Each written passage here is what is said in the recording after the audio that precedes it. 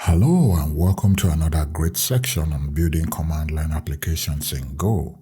One of the cool things you can do on a command line is pipe the output of one program into another program as an input. Let me show you how. I have an empty program here with just a main.go file, and this is where we are going to put all the code. First, how does it work? Let's go to the command line. Let's say, for example, I type echo hello world, for instance. Then I put a pipe, and then maybe we can put our program. Let's call it WCX. Our program should show us the number of words that was piped into it as an input.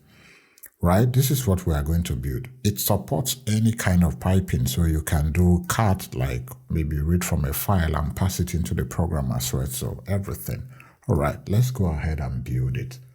I want to start by acquiring the scanner from buff.io,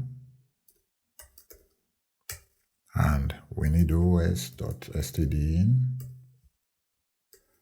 Let's have word count. After that, we go into a loop, and in this loop, we need to call scanner.scan here. In this loop, we are going to get the test. After that, let's call words. Actually, we can just do it in line here. Strings.fields. And okay,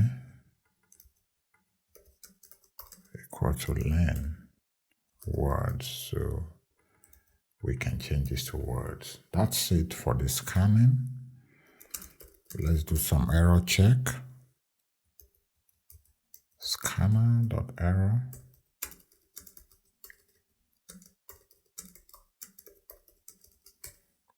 If we have an error, I like to print it to the right channel. fprintf os.std error. And I can say error reading input.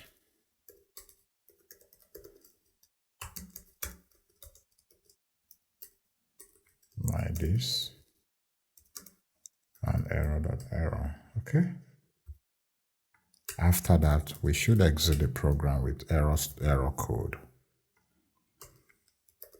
Here we can print the total number of words, total words, with a new line and then word count. This is the program, very simple and very straightforward. So let's compile the program. Go, build. Out will be WCX, and we want to build it's in the folder called sec4. Great, so we should have the WCX here. This is it.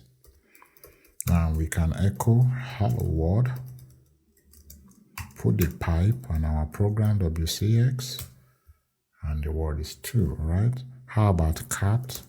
We have a readme file,